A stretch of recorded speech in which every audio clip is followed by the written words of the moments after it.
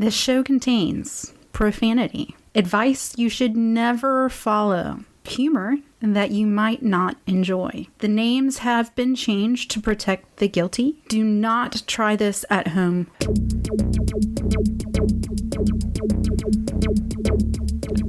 On this week's Pox and Puss, we discuss Frankenstorm, Rene Zellweger, and we find out all about the bullshit.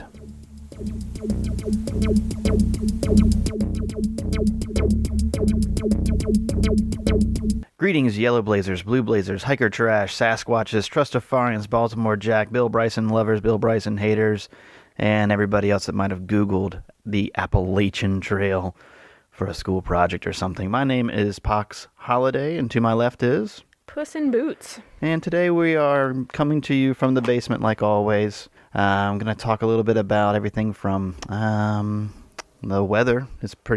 The weather's in the news these days. And the storm of the century outside. It's drizzling here in North Carolina. It's the perfect storm. It is the perfect storm. It's, what is it? Frankenstorm. Hashtag Frankenstorm. Dun, dun, dun. And we're going to talk about some southbounders that are out there that aren't probably happy right now. And amazingly enough, the name Boof Bonzer will be coming up later today. So we'll be right back, and hang in there, fuckers.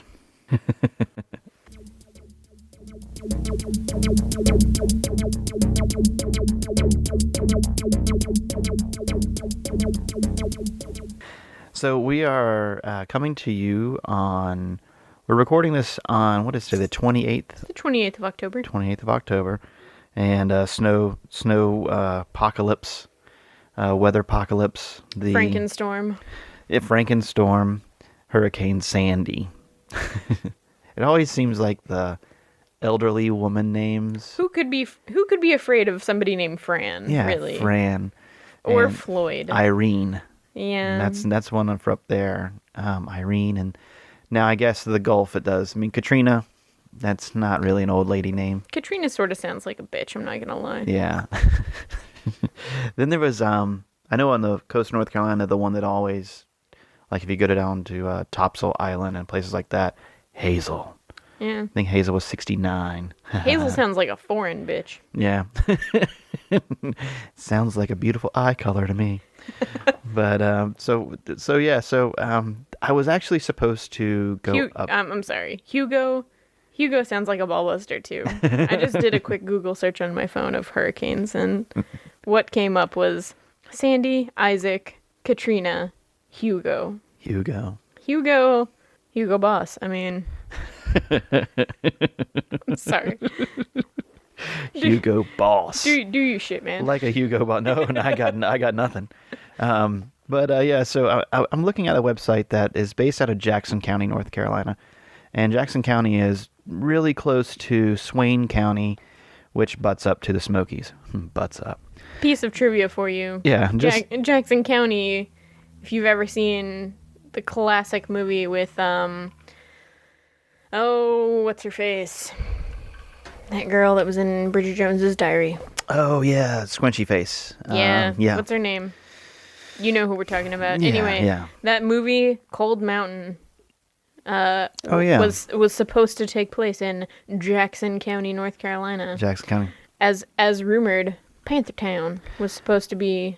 Paintertown. Paintertown was the place. So. And, here's a weird little fact about Jackson County from a weather geek. Jackson County, if you look on like weather.com or the National Weather Service, it's the only county in North Carolina that's actually split into two. Northern Jackson, Southern Jackson. Wow. Because of...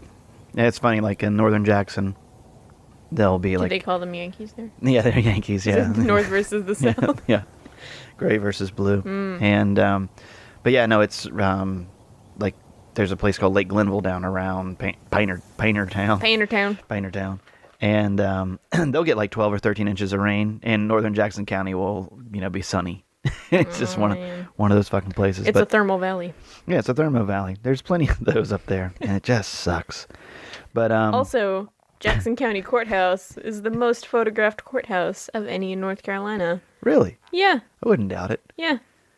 And I know that it has 85 steps. No, it does have a shitload of steps up to it. 165 actually. And actually, I helped install all the seats in the Jackson County courthouse after it was redone. I'm not shitting you. I really did. I helped a friend of mine. But yeah, I think I got paid like $25 or something. But two bits a seat. Two bits a seat. We have lost everyone. That are just people that just love fake history. Bringing it back around. It's getting ready to fucking snow out there. And there's a university called Western Carolina University, and it's in a little town called Cullowhee. And there's a guy named Preston Jacobson who runs a website called Local Yokel Weather. And every once in a while, whenever it's snowing, he'll put out like a snow forecast map. And he's been pretty accurate in the past. And this show, by the way, brought to you by Gin and Tonic. No lime. And Flex Seal Bright. It'll save you thousands in repairs. You don't even know. It's the Hoover Dam in a can.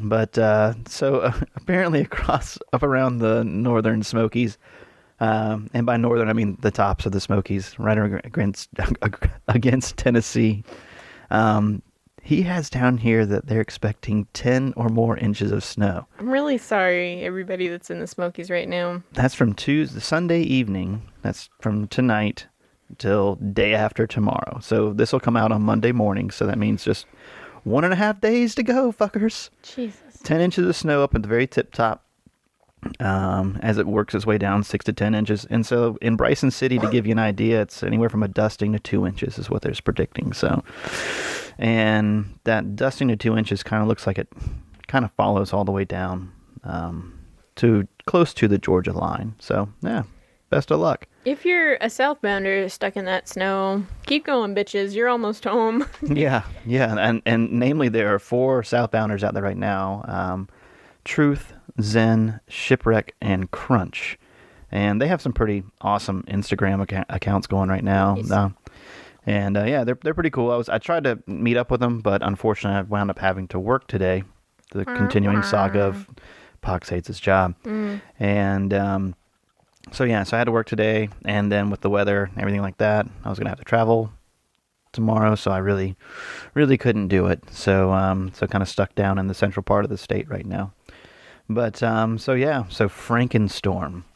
And actually, we have a phone call, and we have a couple of phone calls, and there's one here that actually has something to do with weather. Hey, this is Peace Pipe of 1998 Thru-Hiker. I am giving you a story about a hiker early on that year. It was probably just in March. We hadn't even gone a couple of weeks.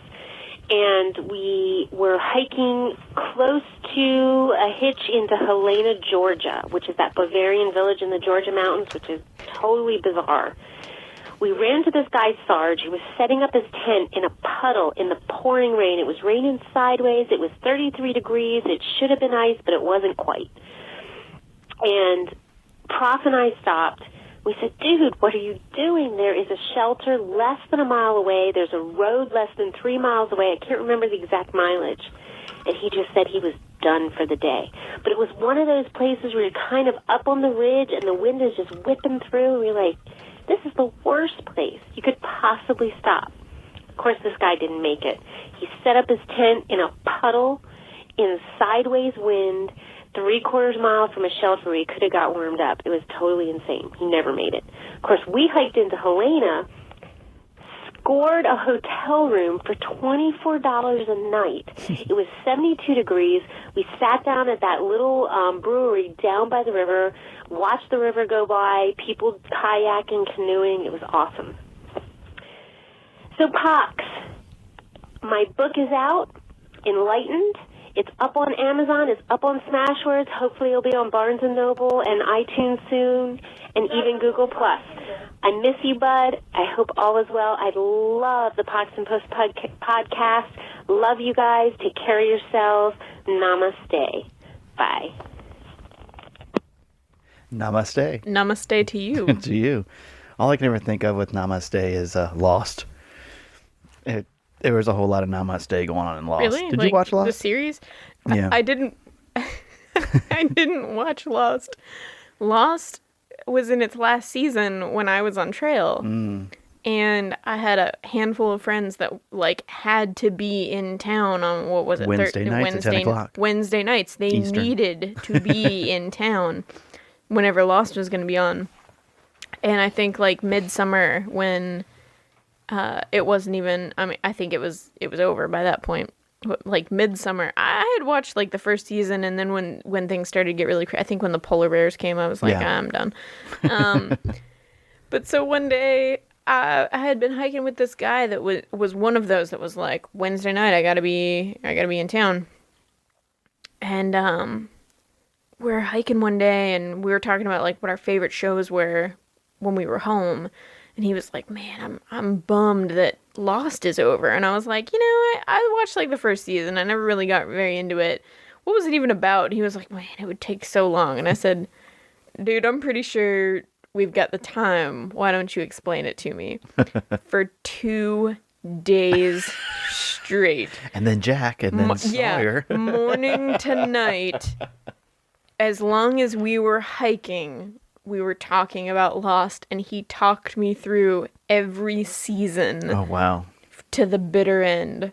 So I know all Holy about it, but I only watched the first season. Oh, my God. But yeah, so Peace Pipe, she wrote a book, and it's called Enlightened, parentheses, the Love and Light series. It's the first of 3 books, and I got it on the Kindle this morning.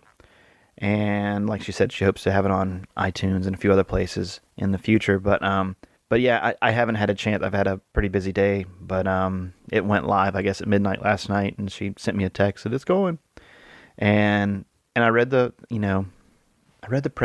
preface, and I hate prefaces. I do. I just, especially because it's just like, well, just fucking put it in the book. Yeah. Right? This is what I love about hers. 1.5 pages. And I'm like, I'm on it. Thank 1.5 you. pages. Yeah, Thank you for exactly. that. I read that. I'm like, ah. And so after I finish editing this, we'll start reading Enlightened. But yeah, she's having a big release party next week, and unfortunately, because of my job, can't make it. Right on. But yeah, so yeah, hiking and then deciding I'm going to camp in a puddle when you're a mile away from Helena, Georgia. Why would you do that? That's just poor planning. Helena. Pretty sure it's Helen, right? You look like a Helen. It's a fucking badass hurricane, Helena. It was Helen, though, wasn't it? I didn't go in there. Helena? Helena? I don't know. I didn't go. I think it was Helen. I'm pretty sure that was like one of the first road crossings that I ever got to. And when I did, you couldn't see your hand in front of your face. But yeah, never went into Helena, Helen, Georgia, whatever. I think it's Helen, Georgia. Fucking Deutschland. It's Deutschland. it's a Bavarian Brathaus town. And on that, we'll take a break. All right, what is it? Fucking Helen, Georgia? I gotta know now. Helen, Georgia. Man, all you have to do is put in HEL and Helen, Georgia. It comes right up. So, my very first 0 day was an unintentional 0 day. And it was actually directly after my infamous trail magic of the pimento cheese sandwiches. When I got into Franklin, North Carolina, got a hotel at one of Ron Haven's places, one of his motels. right? I did not go to Franklin, so I don't know. Yeah, I totally went into Franklin. I made Franklin, North Carolina my bitch. So I went there, stayed for the night, did one of those where it was like, gonna leave in the morning. Yep. So woke up in Franklin in the morning and was like, right, gonna leave. Nope. Second thought, there's a gem museum. I gotta check this shit out instead. Oh, yeah. Yeah. I've been there. Went to the gem museum. Did you see the shrunken head? Oh yeah. Okay. Yeah, I saw everything. It's free. I saw everything Franklin had to offer. Did you go to the Tartan Museum? Oh yeah. Yeah, okay. You can't miss that shit if you're right next to the gem museum. Like you're gonna go to the tartan museum. You gotta be as well. a dick about it. Like, I'm not gonna go to the tartan museum. That's right. Yeah. No, I made Franklin my bitch and got up the next morning. Point taken. First, I hate to say it, but as many of my male hiking counterparts said, there's not much that a girl from Franklin won't do for a 6-pack of beer. So, sorry, ladies. It's the fucking truth. I saw it with my own eyes. Oh.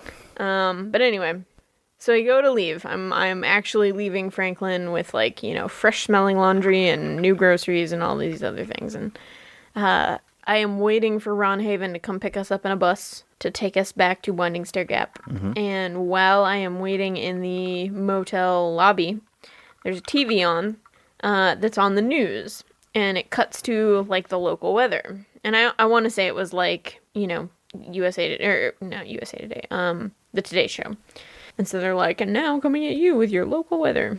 Local weatherman comes on, and I don't know if you've ever heard this on really any weather, but we're watching, and he's kind of doing those, like, big, broad stroking movements with his arms, like, there's a big old front coming in right here, and he points to Franklin on the map, and he says, for those, and he makes, like, a circular motion around Franklin on the map, and he says, for those of you on the AT right now, you better watch out. It's gonna get a little white. Wow. And he's basically telling us, like, there's a huge snowstorm coming our way. But I've never heard a weatherman ever specifically say, for those of you fuckers on the Appalachian Trail, watch out, it's gonna be a doozy. So, and, like, just as this happens, I, like, look around at the other people that are about to get on the bus.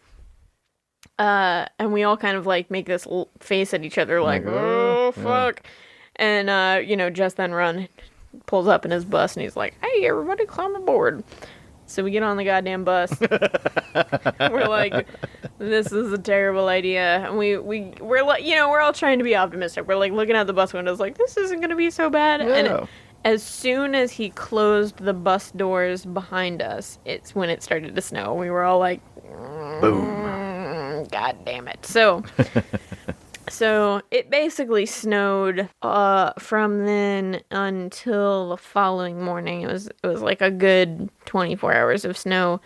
And woke up the next morning. At that point, I was still rocking a bivvy, which was a mistake. But yeah, I was still rocking a bivvy, and I woke up. I was the unlucky latecomer to the shelter, so I was like, everybody was, like, sardined in normally, yeah, and then I was the one that was sleeping perpendicular to everybody at the foot of the shelter platform, and my bivvy had, like, a fair gathering of snow on top of it, and I was just like, oh shit.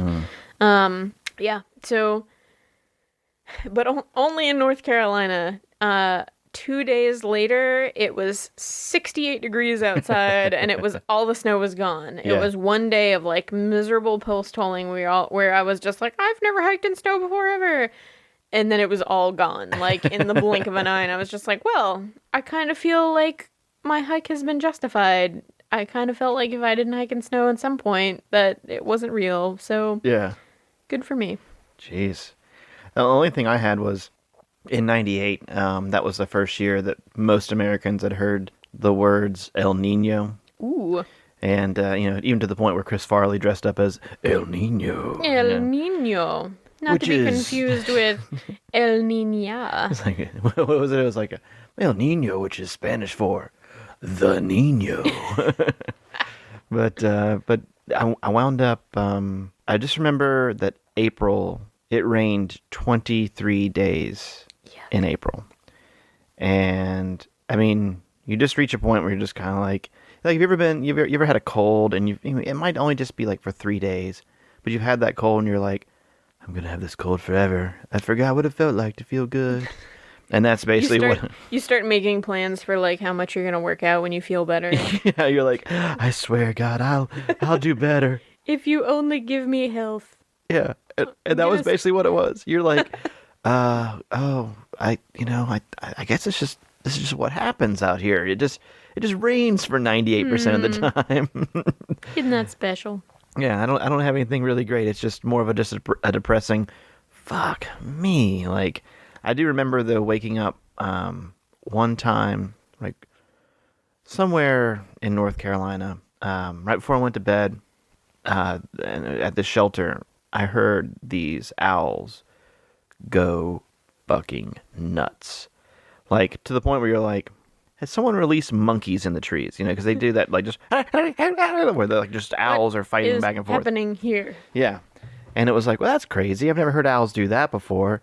And then, like, 20, 30 miles south of where we were, like, as the owl flies, like, 6 people died in a tornado that night. Oh, there were, like, man. a shitload of tornadoes happened right around North Georgia, southern North Carolina. And, you know, I woke up in the middle of the night. It was kind of bad. It was kind of a weird kind of storm going on, but that's about it. You know, had a couple mice run over top of me. That was really more what I remembered. And then I wound up getting to a phone at some point and like call my mom, and she's like, "Oh, we were so worried about you." Like, really? Why? Like, 6 people died in a tornado, and I had no clue. I had no fucking clue. But yeah, I think weather just sucks. Let's put a nice button on it. Weather sucks.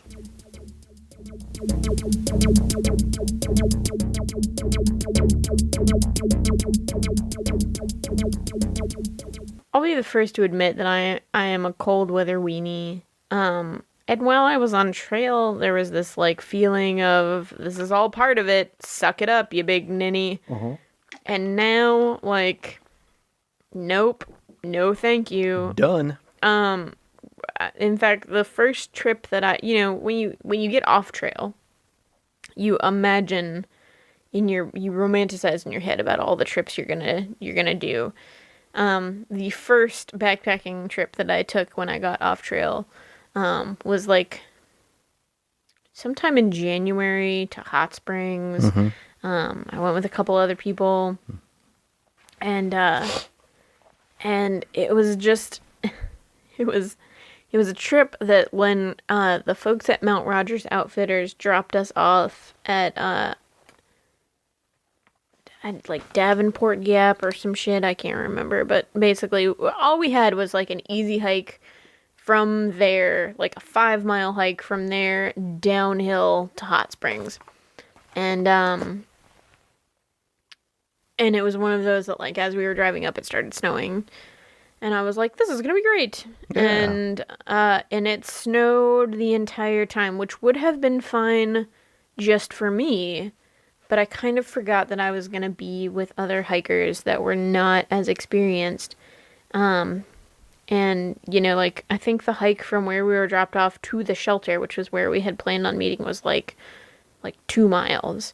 And when I got in and like an hour later, the rest of the folks that I was hiking with got in, and one of the girls, her hair was completely damp and frozen. Ugh. And I was just like, what is wrong with you? Like, why wouldn't you have put your hood up? Like, what? This is going to be a problem. Like, I'm not going to try and make this into a life or death scenario, but you're not going to be very comfortable until we get back to town. Why wouldn't you have thought of that? Yeah. But, like, by the time we got into the cafe that's in downtown Hot Springs, and we're, like, eating breakfast, and I felt like everybody was present and accounted for and safe, and I was just like, yep, never again. I do not need to go cold weather hiking with anyone ever again.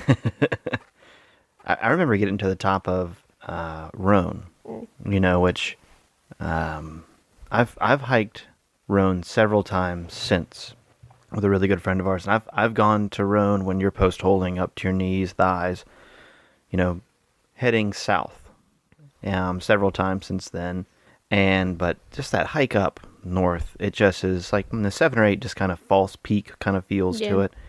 And once we topped out, you go by the old hotel. This is before they have isn't there like a road up to it now? Like you can almost get all the way up to it. Well, there's that the abandoned hotel like platforms. It's like it burned down, but now it's just like the concrete pourings and Yeah. like a very vague skeleton of Gosh. the resort that used to be up there. See, I didn't see that because by the time I got there, Yeah. it was, 80 degrees, 70 degrees, like all the way up. And then we got there, and once you topped out, it was like you could barely see 20, 30 Yeah. feet in front of you. Yeah. And then it just poured rain and just turned to like 42 degrees. Yeah. And so soaking wet, I just remember getting in the Rhone High Knob shelter and going to the top because that was where the least amount of wind was at the time.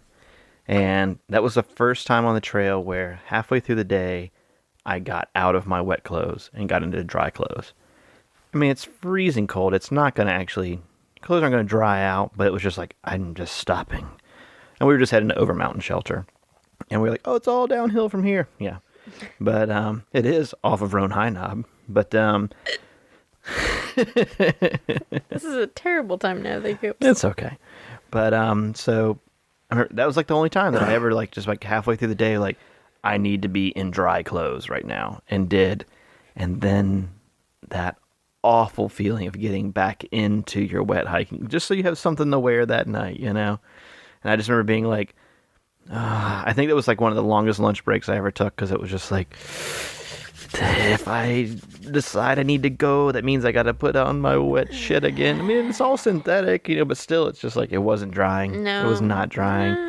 And then for me, Now it's not just wet; it's wet and freezing. yeah, wet and frozen. And then yeah, for me, going over the Rhone Balds, it was completely socked in. Like I never saw anything. Not until I've been back since. But yeah, just actually absolutely hated that. I wonder, like, for the people that aren't relatively local, the way, like, you and I have the liberty of going back and hiking that section whenever we want. I mean, like, anywhere on the trail, really. Yeah. How many places did you hike where it was completely socked in and you were just like, fuck it, I can't see a goddamn This thing. place sucks. Yeah, like, I don't really see what the big deal is.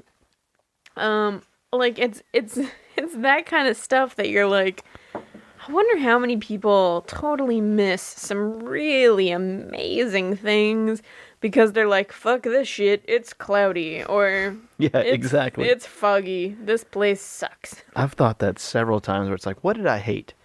What did I hate out there that everybody else is like, that's the greatest place ever? And nothing's coming to mind right now, but there's got to be something where it was just like, oh, God, I hated that town. I hated that trail. I hated that, But it's somebody out there, that's their routine. They go there every week and hike that because it's such a beautiful view. Or, they take their fucking scout troop there every spring or whatever. It doesn't even matter. But, like, yeah. I'm trying to think. No, I've had the opposite where I've met people that were like, I hated Big Bald.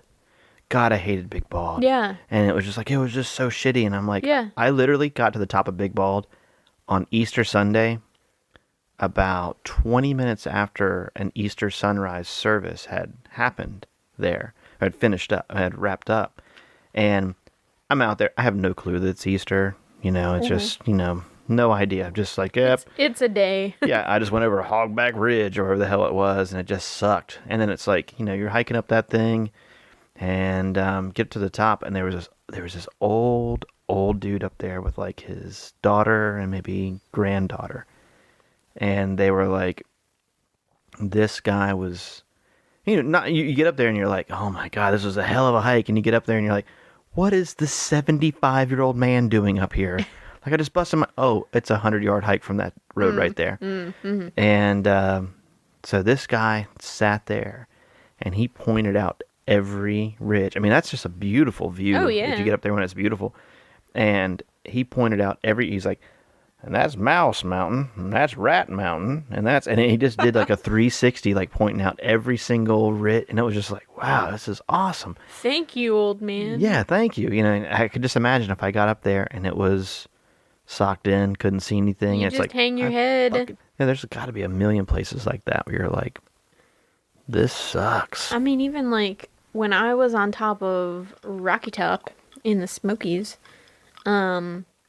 on one side it was completely socked in and cold, but when you were standing directly on top of the ridge, it felt like somebody was like running a blow dryer up at you. Like this hot air was like Wow. coming up one side and meeting that cold foggy on the other, and like you could literally stand there like, you know, stickman style, like with your arms and legs kind of out to the side, and like one side was cold and damp and the other side was like warm and dry. Yeah. If you faced your face to the sky, like your face was warm because there was sun trying really hard to cook through the clouds. It was bizarre. Like stuff like that. Like I could totally understand, and if I didn't have like that experience on Rocky Top, I'd probably want to be one of the bajillions of people that's just like, Smokies, fuck them. Yeah. Hated every second of it. It was awful. That's a really good example because following those southbounders I referenced earlier, you know, they had some beautiful pictures on top of Max Patch. And then I saw, I think just a few days ago when they were on top of Klingman's. When I got to Klingman's, there were these people up there, and they said, you know, the other day this lady on the concrete little spiral that goes up to the observation tower, lady fell and like broke her hip. Oh, Or no. fell and did something. And they actually, like the day before, the tower had been closed. Like you couldn't go up. But again, like you said, classic North Carolina, it's 60 degrees that day. And so there was no issue. But I get up there and it shows you like, this is where Dollywood would be. This is Pigeon Forge. This is, you know, Gatlinburg. This is that. On this little, you know, the little map right there. Couldn't see shit. And it's just like, you know, most days you can't see anything. But you could see like Mount Mitchell. And so these guys, these southbounders, they have these pictures where it's just like, it's like everything had just been sucked out of the sky and blue. Crystal fucking yeah, clear. like, oh, this is what the fucking top of Klingman's Dome looks like, right? And it's like we couldn't even see you couldn't see the ground at all. Like you couldn't see the valley at all. It's like, man, what the fuck, you know? It was like, man, this sucks. That's what you get for being a crazy ass sobo. Yeah, going through hurricanes, especially ones named Andrew or Gale. That'd be a good one. Gale. Hurricane Gale. Gale Force fucker. Sandy. Hurricane Sandy. Sandy. You know, the big meme or mame or whatever the hell fucking, I can't pronounce anything today. Is Sandy is the squirrel on SpongeBob. And so I saw one today. It's like Sandy. She's like this really happy girl squirrel, but of course she wears like a deep sea diver thing. She's a fucking squirrel in SpongeBob. Of course. And it's this big picture of her smiling, and it says, "You're all gonna die, bitches." My favorite has been the progression of Sandy, like getting to be a bigger and bigger hurricane, is the various stages of Sandy from Greece. Yes, like, I saw that. Like, as really cute with like a poodle skirt and her fucking hair like all perfect and From black and white to color. Yeah, oh yeah, like she's just like, "Hello, I'm Sandy, the new girl in town," all the way up to like, "I got chills," in the fucking, you know, leather pants she had to get stitched into when she and John Travolta inexplicably float into the sky in their red Corvette. At one point today, I was looking at Instagram, just looking at, literally like bored at work, I had entered in hashtag Frankenstorm, and just kept hitting refresh. So what you're saying is you were really productive today at work. Well, there was nothing going on, and people are fucker, you know, it's just like, hey, you know what? Whenever you work in a retail environment, and there's something going on. Yesterday, it was football in this area. You had UNC playing NC State, which we won't talk about. No. You had Appalachian playing Western. There were a bunch of other things in the area that were just like, but yeah, so anytime. That is a lot of, you know, I just have to have some Catamount pride. Yeah. But no, the best part about Western Carolina playing Appalachian yesterday is that Western lost to App by the least amount that they have in 5 years. Oh, well, that's good. Yeah, they only lost by 11 points. That's a step in the right direction. Honestly, Catamounts. until yesterday, the least amount they had ever lost to in the last 5 years was 25 points. I feel like this is a good time to tell you a tiny story about Western Carolina University.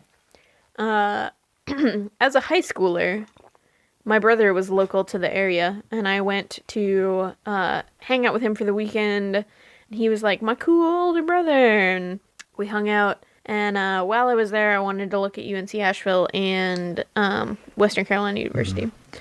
And I just remember driving to campus, and At Western? Yeah. And we drove through this pass, and the pass had, like in the mountains, like every now and then there will just be like a little green sign that says like where you're driving through, like the name of the mountain or whatever. And my brother, in this really weird voice, turned and looked at me and said, I just want you to know that if you go to this school and you whore it up, you will be known as, and as soon as we turned the corner, there was a sign that said, the Catamount Gap. He said, don't be that girl. Please do me a favor, and don't be the Catamount Gap. And I thought, and like as a high schooler, I thought that was so clever and funny. And then in retrospect, I was like, thanks, bro. That's Pretty badass, though. good advice. Thank you. Catamount Gap. Oh, man.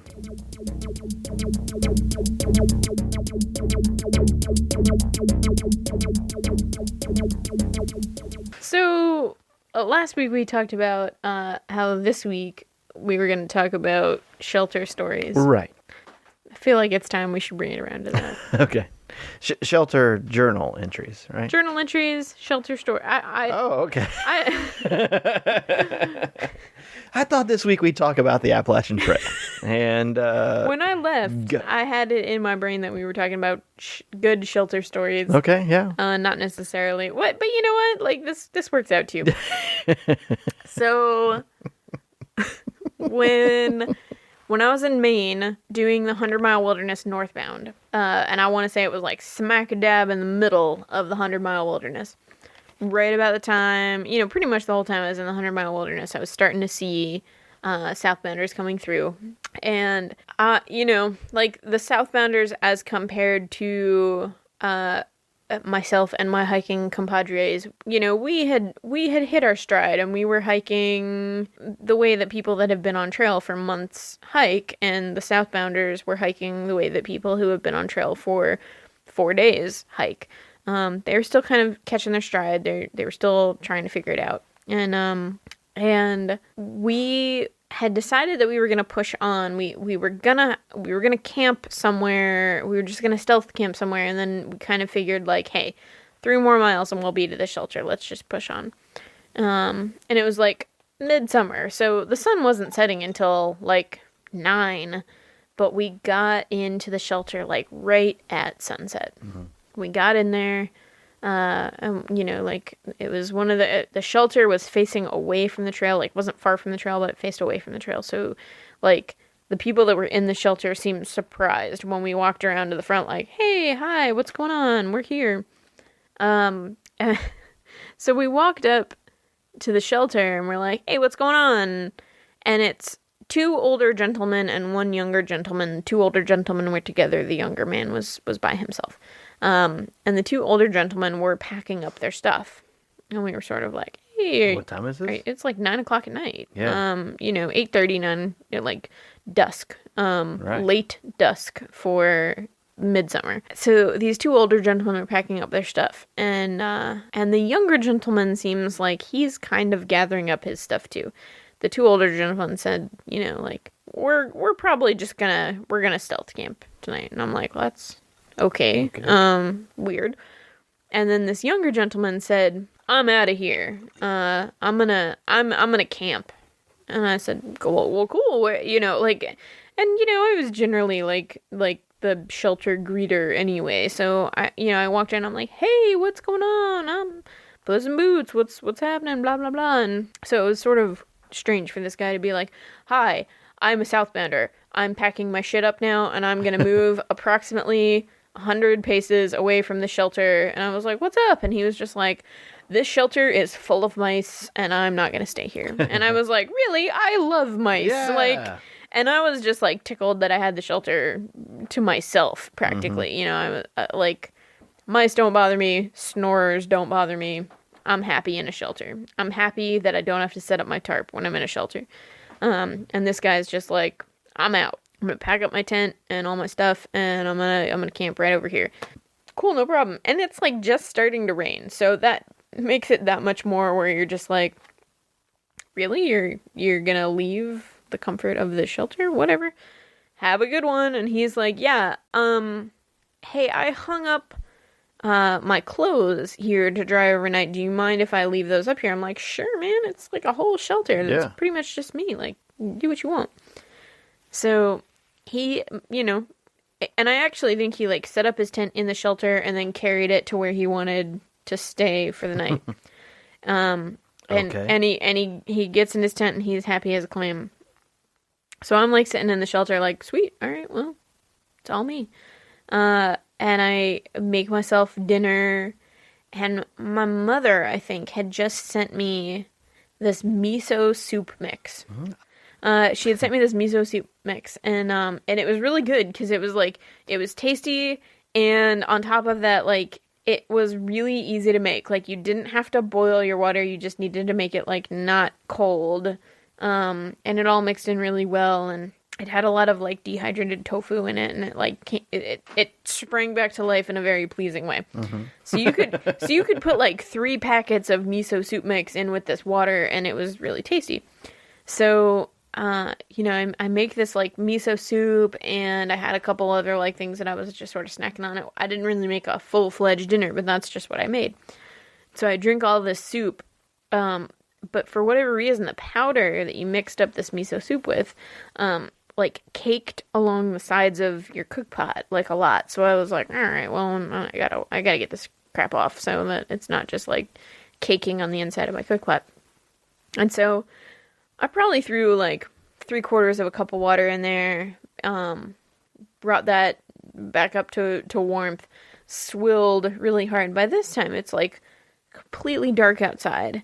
And so I've got this, like, warm water swilling around in my pot, and I just, like, throw it out of the front of the shelter, totally not thinking, and I realize that, like, this guy's black shorts and black shirt are hanging right in front of me, and I have completely, like, just miso shorts. I have totally misoed his shirt and shorts, and I'm just like, oh my god, I am the worst person ever. Like, I felt so bad, but he, like, all of his lights were out.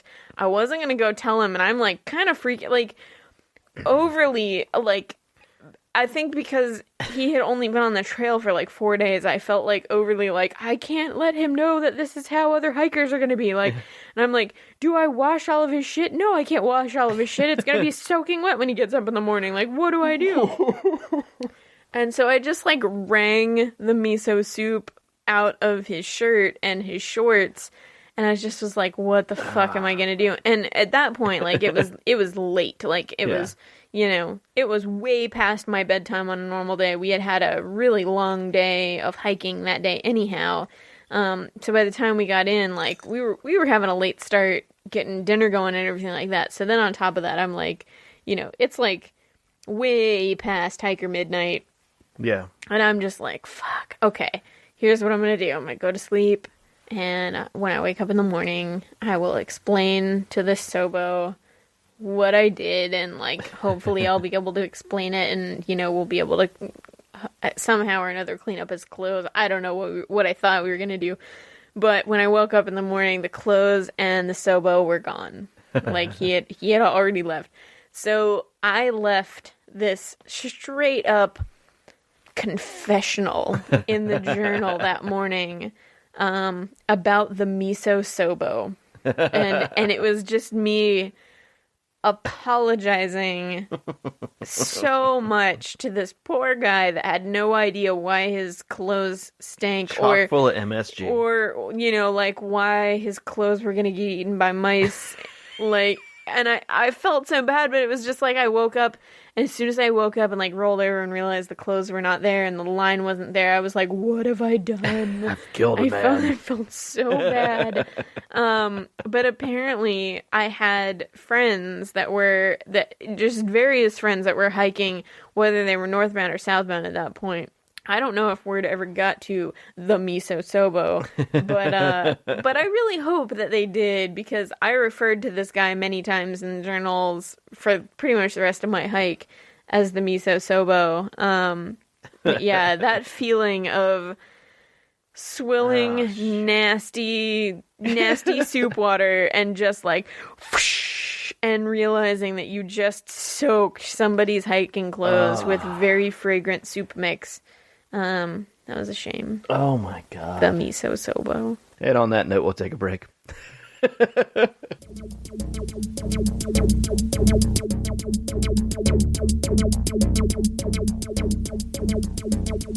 So, Puss, we had some what I like to call bursts this week.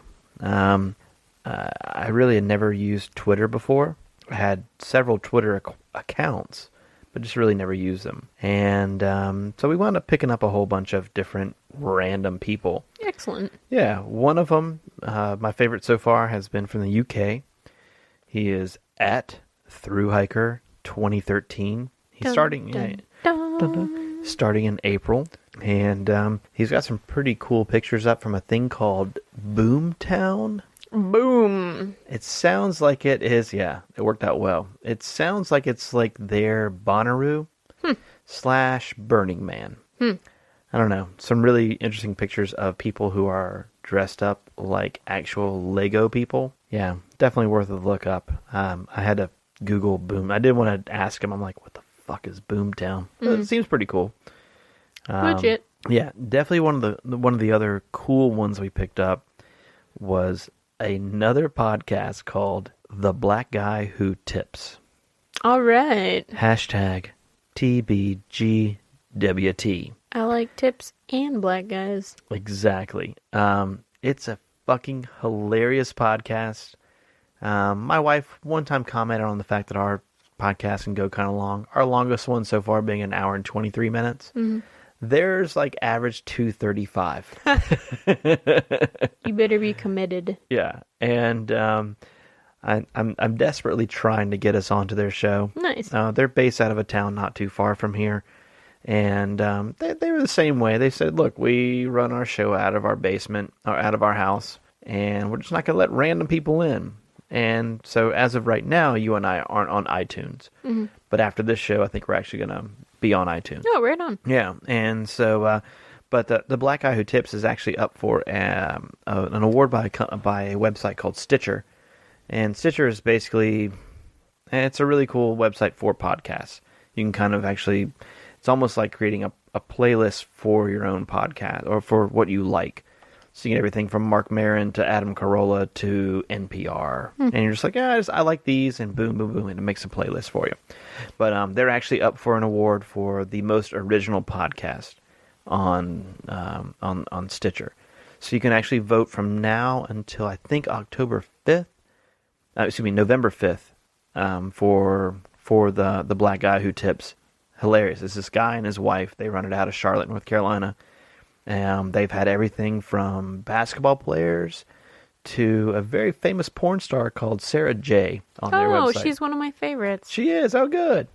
And not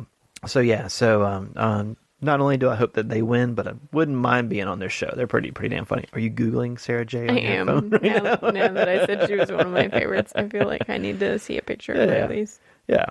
But so on top of the fact that we actually have real Twitter followers that aren't people we know, which is pretty cool. We are up to, on Facebook, we're up to, as of recording time, 48 likes, which, yeah, she's got a big booty. But we're up to 48 likes, and our website for Facebook is www.facebook.com/poxandpuss, all one word. Yeah, so we're up to about 48 likes, and on there, about 4 people we don't know have actually liked it already. Oh, that's nice. Yeah, which is cool. People are starting to figure out. It's always cool when people that don't know you, and like, my identity is still relatively secret. Yeah, so exactly. Yeah. That's pretty much like 48 of your friends plus 4 that you don't know. Well, I was at a party last night and somebody was like, I think I know who Puss is. And I'm like, cool, just don't say it online. But yeah, so that's kind of cool. We have a few likes on there, which is all right. So 2 more would be awesome to be up to 50. But Won't you like us? won't you like us, please? So here's the big one. Doing only advertising on Twitter, Facebook, and a little bit on Instagram. And again, our Instagram is at Pox and Puss or at Appalachian Trail. Like it or fucking not, we got there first. No names will be left out. Quit busting balls if you don't like the pictures we put up just because you didn't think of tagging Appalachian Trail first. Yeah. Fucking website's been out since 2010. It's 2012, bitches. But, so with really basically only advertising our show, and again, only on Facebook, internet, as I was about to say, Facebook. A series of tubes. Of a series of tubes. We have over 177 downloads of our shows. That's really flattering. That's really flattering. And I actually, the server we use, Libsyn, which is fucking badass. You can basically, for $5, you can put your podcast up each month. $5. Sweet. But you can do more than that, which is what we do. But for $5, you can do it for get quite a bit up there. But so here are the cities that have downloaded us so far. Tell me. L.A., Salt Lake City, Austin, Charleston and Columbia, South Carolina, Tampa, Schenectady, Providence, Rhode Island, San Francisco, Denver, Seattle, Chicago, D.C., Philadelphia, and, putting these all together, Asheville, Greensboro, Winston-Salem, Charlotte, Durham, Wilmington, and Raleigh, North Carolina. That's really flattering. Yeah. Some of those are super legit. Yeah. I was like, holy shit, we got L.A., we got Austin. You know, I know the one person in Austin, but the rest of them, I'm like, I have no fucking clue.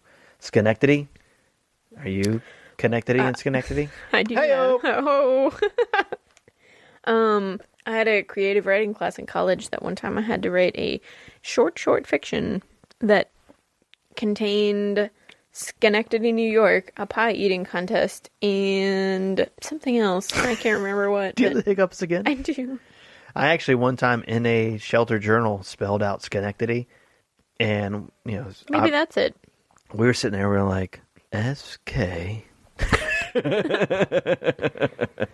And it was like, I don't know. Let's just say New York. Jello.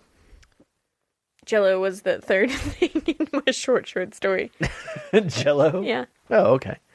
And Schenectady. All right, so here's the big one. So we talked about that guy, you know, Thru-Hiker 2012 on Twitter. So, no. 2013. Did I say 12? Oh, yeah, I'm sorry. At Thru-Hiker 2013. Damn it. But, so I should know because there are, from the UK, we have 13 downloads from the UK. Wow. And I only know...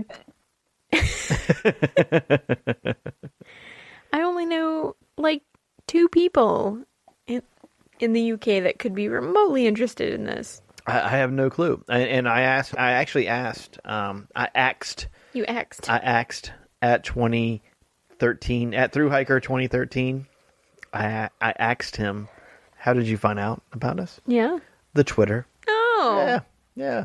It's a pretty nice guy. Really. That's excellent. Yeah, so far he's been an internet nice guy. Good. So I told you earlier that I had one surprise for you. You remember. This is pretty badass. Okay. So we have one download from another country, and it's pretty badass. We have one download from Japan. What? Yes. So now we can say, well, we're pretty big in Japan. We are pretty big in Japan. And I looked it up, and I knew a guy who lived in Japan. And I thought, maybe it's this guy from fucking Missouri who lives in Japan now. And then I noticed that, nope, he checked in from a Starbucks in Illinois yesterday. Not this him. motherfucker. No, just somebody from some random place in Japan. And then I started wondering, are we just cool on islands? Maybe. Like outside of the U.S., we got... I mean, islands are cool. Yeah. So, I'd live on an island. Is Hawaii next? Maybe. So, as they say it on the League commercial for next week, arigato, racist. And I hate that show, but and I know you're a fan of the League. You don't like the League? No, I'm an Always Sunny fan from... Da, da, da, da, da, da, da. I don't even know what that's in reference to. It's the theme song for the League. Oh, yeah, no. Yeah. And you don't even do Fantasy League. No. Fantasy football, do you? I can't help. I feel like all of our people at home should know. We got new sponges for the mics. Can't keep off of them. I just want to snuggle it.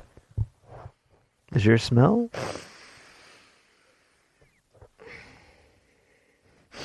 I mean, it smells kind of plasticky. And by the way, we did have these when we had ice cold on. No, we didn't. Yes, we fucking did. It was just like that. No. I just put it on like 20 minutes ago. No, I put them on last time. I took them off because I thought I was going to interview somebody up in the mountains, and it didn't work out.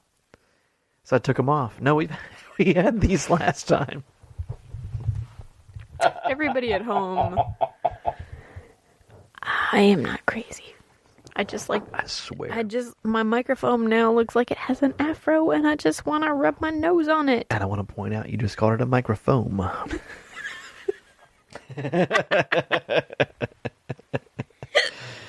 Enlightened on your shelves now.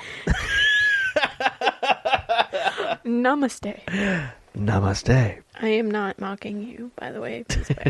Speaking of which, we had 3 more phone calls. I want to hear the outtakes. I want to hear what happened after that. All right, so. Oh, wait. Before we do that, I actually have a real. Not that the other ones aren't real. But one of the reasons we got together with Ice Cold, and you and I a week or two ago, was because that was my fourth. Like, we actually got together. I never really gave you a proper congratulations. No, and I didn't even recognize the fact that like on that day, on October 5th, when we got together with Ice Cold, that was my 14th anniversary of Summoning Katahdin, and I just didn't even mention it. And so I have... Congratulations, Box. Thank you very much. I've talked a few times about Barf, the person I hiked with, and he was nice enough to call in. Hey, Pox. This is your hiking partner. I'm in Pensacola, Florida right now at a wedding. That's why I couldn't be with you for this show. I was just calling to wish you a happy 14th anniversary.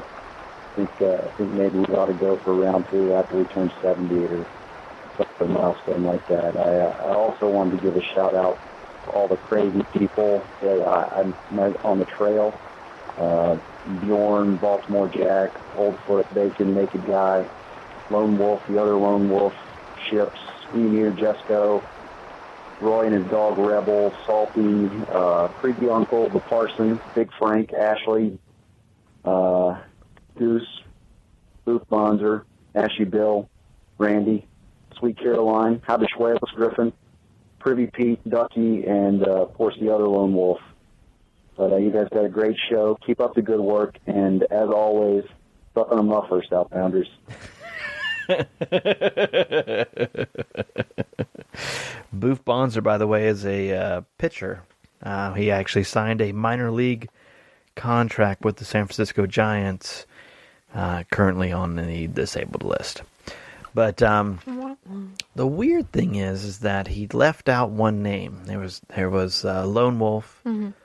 Lone Wolf, the other Lone Wolf. Mm-hmm.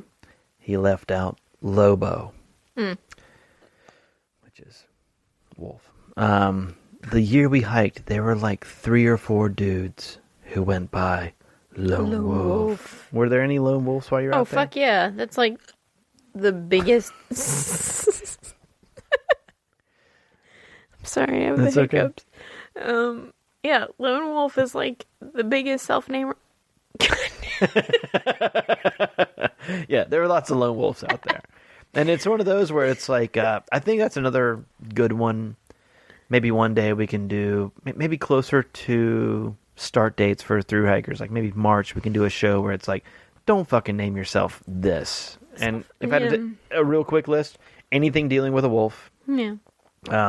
That's guys. Hellbender. And anything dealing with a butterfly. I have a really good friend named Flutterby, but butterflies, I don't know. Are there other girl ones you can think of? I would throw it out there. Don't name yourself Hellbender, because everybody does it. Mm-hmm. Or not everybody does it, but there's always more than a handful of people that decide that they're going to be Hellbender. Also, Highlander. There were a lot of Highlanders, and like you can only sign. There can only be one Highlander so many times before everybody's like, "Fuck you!" There's you fucking 7 of you in the shelter journal. Self-naming, I think in general, there are some people that can come up with really clever self-names, but in general, like that's part of the fun. It's like acquire your name.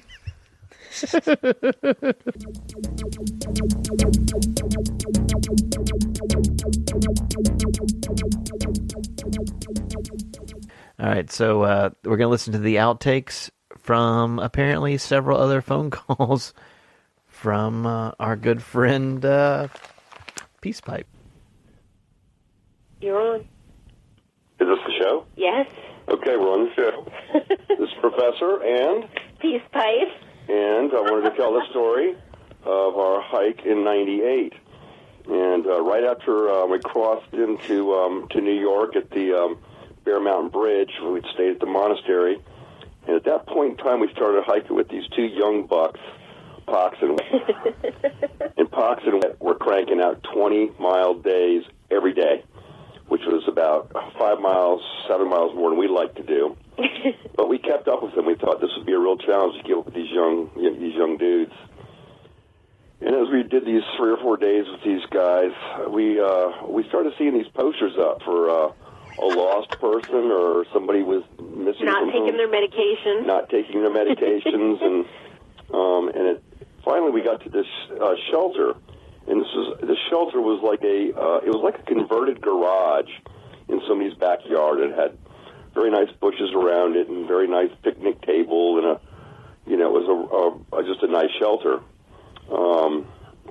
And as we were at that shelter, I can't remember quite the circumstances. We went to go to the privy, or we were going to the privy, and I don't know if it was you, Peace Pipe. You came back, and there was some guy watching us through the bushes. It wasn't me, but it was Pox or somebody else. They came back and said, "There's this guy like looking at us."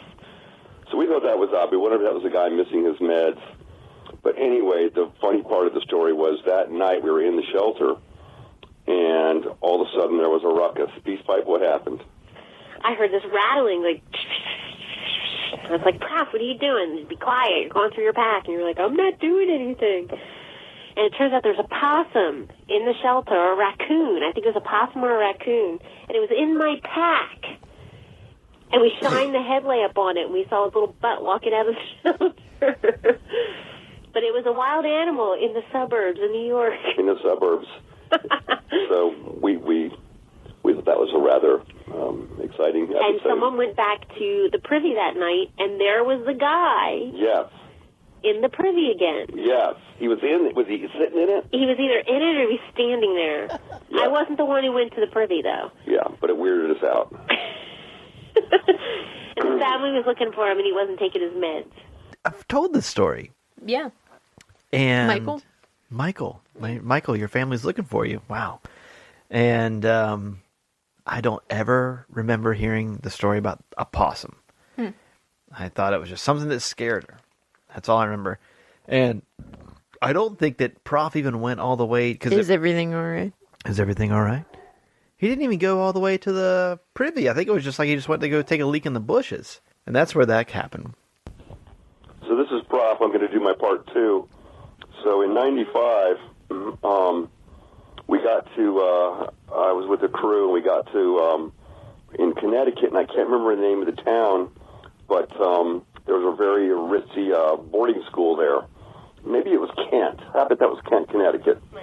And so we went in, we resupplied, and we started hiking up to the trail. As we go up the trail, we see a bunch of news reporters out there. And we go up and we'll try to figure out what's happening. And they said, well, there was an escaped convict on the trail. And I got interviewed, and I told the guy, I said, hey, I walked here from Georgia, and now I can't hike the trail. So I'm going to have to blue blaze. Well, it wasn't the first time I blue blazed, but that's a different story.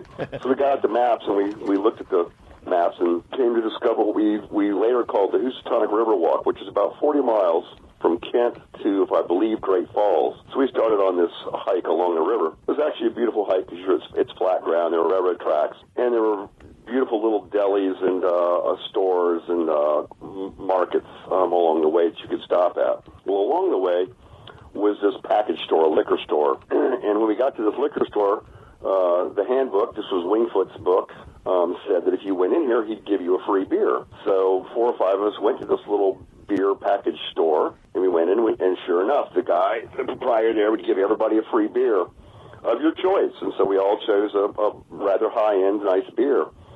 So we're sitting there drinking our beer, and this car pulls up, and it's a Cadillac, and this guy's muttering and cursing to himself and talking about the bullshit. There's so much bullshit. And he gets out of the car, and he looks over at us with a glazed look in his eyes, and he just goes in the store muttering about the bullshit. And he looks like he's a lawyer or a stockbroker or something. And he comes out of the liquor store, and he's got a bottle of Jim Beam in his hand. And he looks at us all. We're sitting there drinking our beers, and he says, "What are y'all doing?" We said, "We're hiking the Appalachian Trail. We're going from Maine to Georgia, you know." He said, "Well, how long does that take?" And we say, "Well, it's about 6 months." And he says, "Well, what do you do when you're done?" And so we all looked at each other, and we looked at him, and we said, "We all go back to the bullshit." And he laughed, and he said, "Yeah, the bullshit." And he got in his big Cadillac, and he drove off. And that's my second tale for you. Good day. I actually remember Prof telling that story to us because right before you go into Kent, there's the Telephone Pioneer Shelter. And I think you're still in New York at that point. And then you kind of like later that day cross over into Connecticut. But Prof told us, he's like, don't hike the AT from it was like Cornwall Bridge or something like that to Kent. He's like, the road just goes right along it. And it was like, okay, you know, and so we kind of took along that area. We wound up doing most of the AT along there, but one of my, like, basically the one story I tell from the AT happened on that road walk for a short time there, and I won't tell it now. But it's one of those, it's just like, holy fucking shit.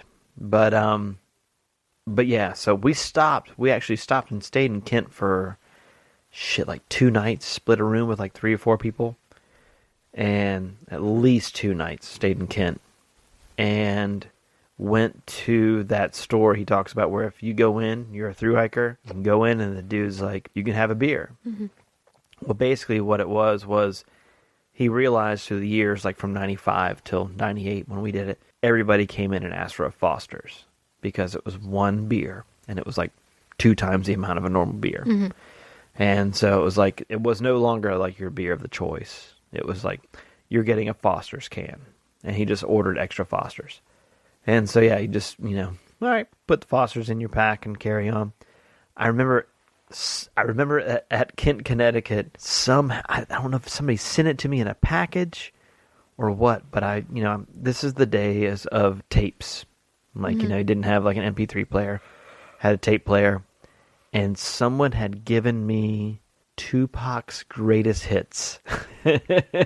And so I was just like listening to nothing but Tupac. Oh yeah. And I remember we pulled up like wherever it was, like right after, like the trick was like, don't get your beer when you first get to Kent, Connecticut, or wherever the hell that place was. Get it on your way out of town.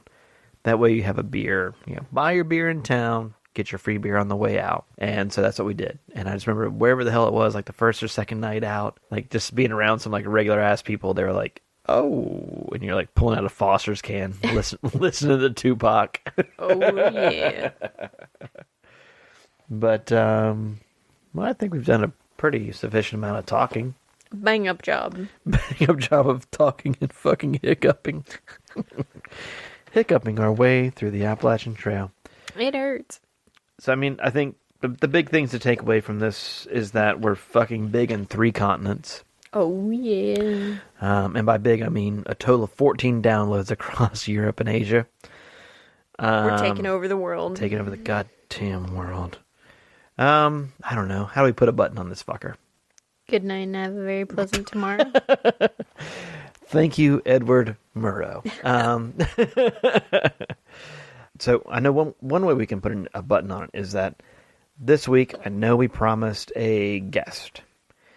Guest kind of fell through at the end of the day, middle of the day. I literally put on Facebook, hey, who wants to be on a podcast tonight? One person liked my post. Oh. It's like, she's a cool lady, but it was just like, you don't like the fact that I literally ended it with, please, pretty please. You don't like that. You just say, like, I'll do it. I'm in. Yeah. There was one call from one person who wanted Johnny Swank, but Johnny Swank's not going to be with us till January. January? Is he that busy? Dude, the t-shirt world apparently takes over your life. But, so Johnny Swank will join us in January. But we do have a guest for next week. His name's Dogman. He did hike in 98, same year that I hiked. He works not too far from here. I basically caught him at work and said, what are you doing on Sunday? And he said, some shit. And so, what about next Sunday? So, we have a guest lined up for next Sunday. Cool guy. He actually proposed to his wife, I think, on the AT, and they got married in Maine. How romantic. Yep. And at Trail Days, he did something that he told his wife he would never do again, but he did it in the Trail Days Thru-Hiker talent competition. He said, I'll do this one last time, and I promise my fiance I will never do it again. And then anybody who was in Maine at the time got to come to his wedding. If they were there, they got to go to his wedding. But he lives down not too far from us here at all. But cool guy, and has a really cool house. I'll let him tell it if he wants to. Cool. It's definitely a dead butt fucking giveaway if he says yes. But, so yeah. So I guess just continue to follow us on Twitter at Pox and Puss, Instagram at Pox and Puss, Facebook, Facebook.com/Pox and Puss. You can also follow us on the Pox and Puss podcast hotline at 828-394-IJAM or 828-394-4526. In the meantime, have a good time. And don't freeze your nuts off, Southbounders.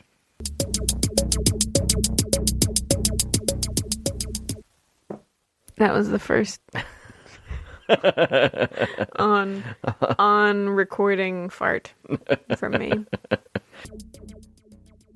Theme music provided by Beats.